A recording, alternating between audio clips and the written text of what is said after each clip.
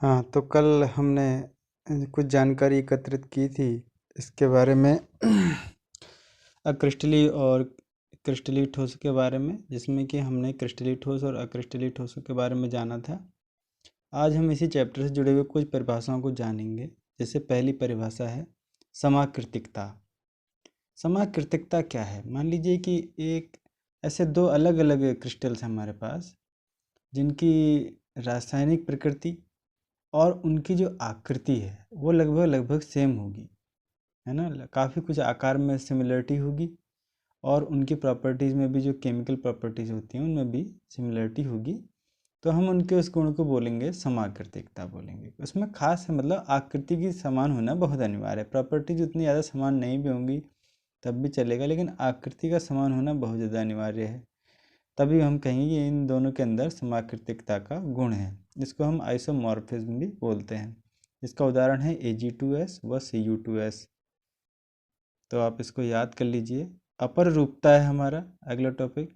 इसको हम बहु आकृतिकता भी कहते हैं, पॉलीमॉर्फिज्म।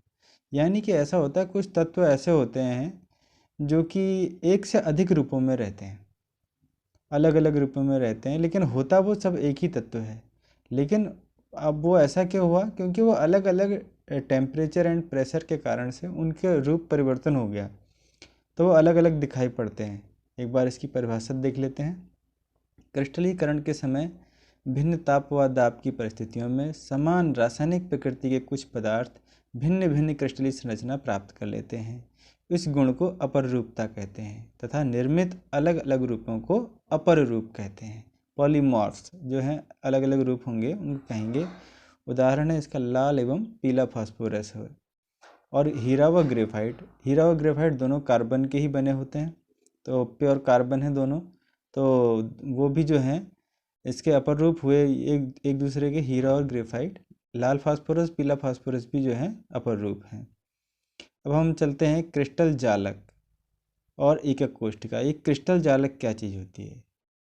तो क्रिस्टल क्या होता है? क्रिस्टल आपने देखे होंगे, जैसे नमक का क्रिस्टल है, ये आयनिक कंपाउंड्स होते हैं ज़्यादातर। तो क्रिस्टल जो होंगे, तो क्रिस्टल में इसके एक तो इसको हम डिफाइन करें क्रिस्टल जालक के रूप में और एकक कोशिका, जो कि एग्जाम में बहुत पूछे भी जाते हैं। तो क्रिस्टल जालक क्या है? क्रिस्टल में बिंदुओं की नियमित त्रिविमीय व्यवस्था को क्रिस्टल जालक कहते हैं।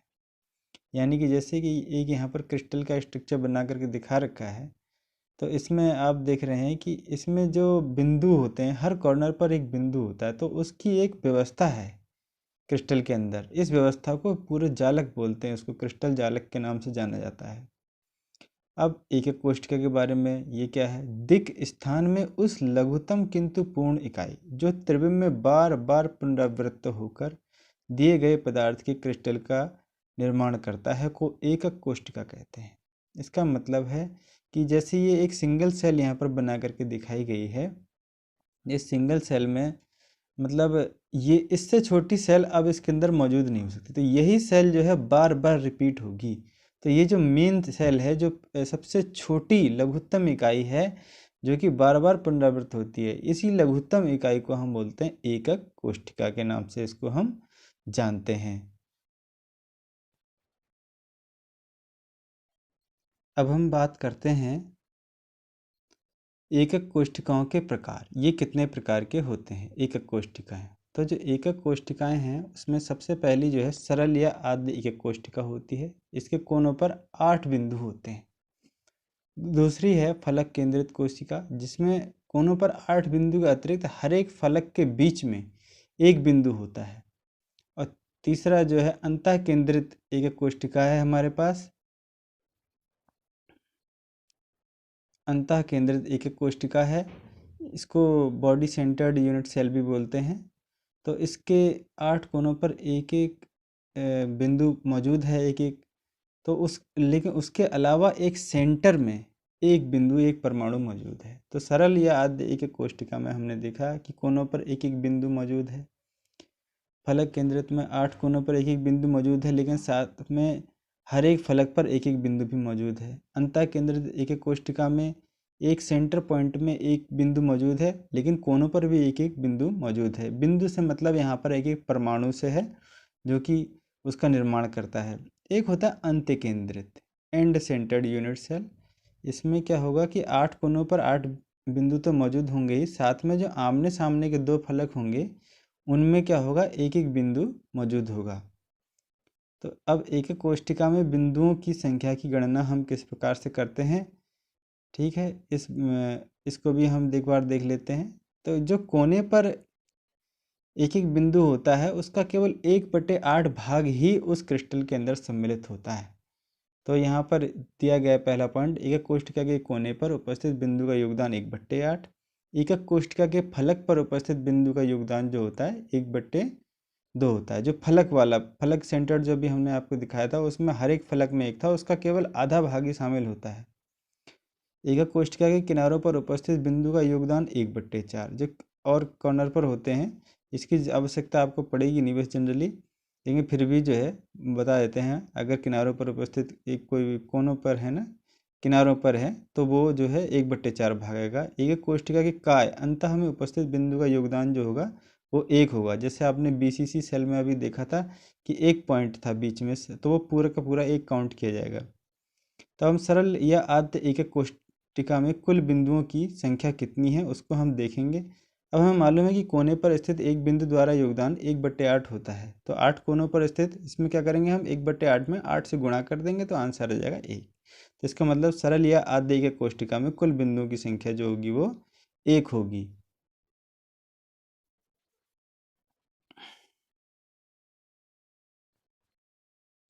अब हम देख लेते हैं फलक केंद्रित घनी एकक कोष्ठिका में कुल बिंदुओं की संख्या कितनी है।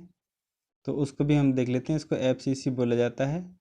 तो इसमें आप देख रहे हैं कि कॉर्नर पर एक एक बिंदु तो है ही सबके कोनों पे, उसके साथ साथ एक एक फलक में भी है। तो जो कोनों वाला है उसका तो 8 कोनों पर 8 बिंदु उसका एक होना ही है।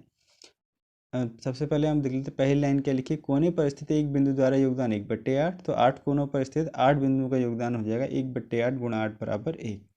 अब प्रत्येक फलक के केंद्र पर उपस्थित बिंदु का योगदान बराबर 1/2। तो 6 फलकों के केंद्र पर उपस्थित बिंदुओं का योगदान कितना होगा, 1/2 गुणा 6 बराबर 3 कर देंगे उसको हम इस प्रकार से। तो FCC में कुल बिंदुओं की संख्या जो आ जाएगी वो 1 और 3, इन दोनों को हम ऐड कर देंगे, 1 को और 3 को ऐड करके एक टोटल हो जाएगा 4। तो इस प्रकार से FCC में कुल बिंदुओं की संख्या जो हो जाएगी वो 4 आ जाएगी। फिर अंतः केंद्रित घनी एकक कोष्ठिका में कुल बिंदुओं की संख्या। तो कोने, अब देखिए कॉर्नर पर तो वही रहेगा, एक एक बिंदु है तो वो उनका वो तो एक ही आना ही है। जैसे कोने पर स्थित एक बिंदु द्वारा योगदान बराबर 1/8, तो कोनों 8 कोनों पर स्थित 8 बिंदुओं द्वारा योगदान बराबर 1/8 गुणा 8 बराबर 1। अब केंद्र पर उपस्थित बिंदु का योगदान बराबर 1 होता है। अब जो टोटल हो गया तो पहला वाला 1 और दूसरा वाला 1, इन दोनों को जोड़ देंगे तो इसमें जो बॉडी सेंटर्ड हमारे पास क्यूबिक सेल है, अंतः केंद्रित घनी एकक कोष्ठिका, इसमें जो है टोटल जो है परमाणुओं की या बिंदुओं की संख्या जो निकलेगी वो 2 निकलेगी।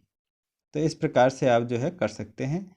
और अगर आपको जो है एक सामान्य सूत्र चाहिए कि किसी भी एक कोष्ठिका में कुल बिंदुओं की संख्या कितनी हुई, तो आप उसको इस प्रकार से कर सकते हैं। जेड, जहाँ पर जेड क्या है, कुल बिंदुओं की संख्या बराबर NC/8 NB/1 और NF/2, इससे आप निकाल सकते हैं। ठीक है, जहाँ पर जो है जैसे NC का मतलब कॉर्नर पर उपस्थित परमाणुओं की संख्या, उसमें आप 8 से भाग दे दीजिए। ठीक है, NB यानी कि बॉडी के सेंटर में यदि मौजूद है तो उसमें आप 1 से ही भाग देंगे, यानी वो पूरा का पूरा काउंट होगा। और NF यानी F मीन्स यहाँ पर जो फलक है उसके बारे में बात हो रही है। फलक में जो है फेस जो होता है, फेस सेंटर्ड जो होती है, उसमें F जो है उसकी जो फलक पर स्थित बिंदुओं की संख्या है उनकी संख्या को लेंगे और उसमें बट्टे 2 से कर देंगे। तो इस प्रकार से जो भी आएगा सॉल्यूशन वो जेड का आंसर निकल आएगा, जो कि कुल बिंदुओं की संख्या को दर्शाएगा। इस प्रकार से आप, अब इसके बाद हम नेक्स्ट टॉपिक जो होगा उसको हम कल को डिस्कस करेंगे। आज के लिए इतना ही काफ़ी है। ठीक है, कल फिर मिलते हैं नए टॉपिक के साथ।